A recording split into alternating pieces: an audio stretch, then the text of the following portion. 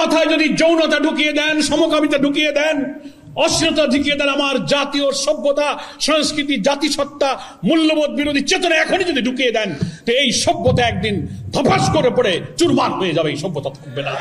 আল্লাহ যেভাবে যাকে সৃষ্টি করেছেন কৃত্রিম উপায়ে মেডিকেল সার্জারি করে আপনি ট্রান্সজেন্ডারের নামে আর একটা হারাম কবিরা গুনার কাজ করাবেন, এই শিক্ষা দিয়ে ফাউন্ডেশনকে আপনি নষ্ট করবেন। ইউ হ্যাভ নো রাইট, আপনার কোনো অধিকার নেই।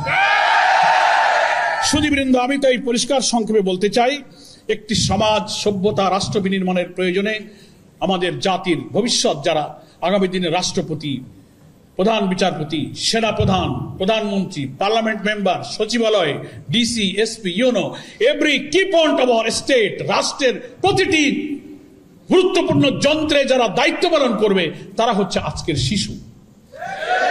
আপনি কি অবাক হয়ে শুনলেন, 1,18,000 বিদ্যালয়ে এখন 2 কোটি শিশু লেখাপড়া করছে। এরাই তো আগামী দিনে রাষ্ট্র চালাবে। এর মাথায় যদি যৌনতা ঢুকিয়ে দেন, সমকামিতা ঢুকিয়ে দেন, অশ্লীলতা ঢুকিয়ে দেন, আমার জাতীয় সভ্যতা, সংস্কৃতি, জাতিসত্তা, মূল্যবোধ বিরোধী চেতনা এখনই যদি ঢুকিয়ে দেন, তো এই সভ্যতা একদিন ধপাস করে পড়ে চুরমার হয়ে যাবে, এই সভ্যতা থাকবে না। পশ্চিমা দুনিয়া চাচ্ছে মুসলিম ঐতিহ্যবাহী যুগ যুগ ধরে সে আল্লাহর প্রিয় নবী, খোলাফায়ে রাশিদের এবং আমাদের মুসলিম শাসকদের গড়ে তোলা তিলে তিলে অনেক শাহাদাত, রক্তের বিনিময়ে ঐচিত্যের এবং সভ্যতার বিশাল ইমারত যেন ধসে পড়ে যায়, দাঁড়িয়ে থাকতে না পারে। এটা হচ্ছে সেই পশ্চিমাদের একটি ষড়যন্ত্র।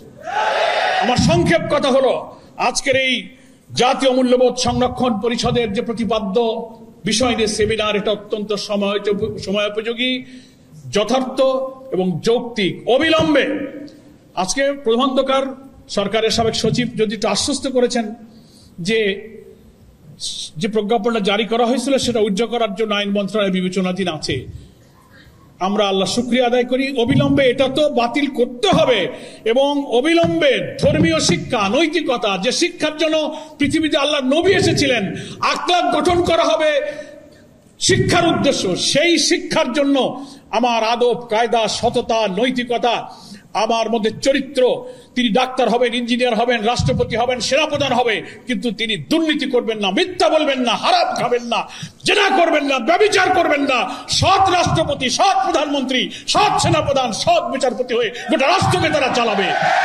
আজকের শিশুদের এই শিক্ষার সময়ে যদি এই ফাউন্ডেশন নির্মাণে এই বাংলাদেশ আমার সামনে বসা আছে, গোটা বাংলাদেশ এখানে বসা, আমরা যদি আপসহীন, অকুত ভয়, রাজনীতি, দলীয় স্বার্থের ঊর্ধ্বে একটি সিরিয়াস পদক্ষেপ না নিতে পারি, আমরা জাতির কাছে, আমার সন্তানের কাছে, প্রজন্মের কাছে আমরা দায়ী থেকে যাব।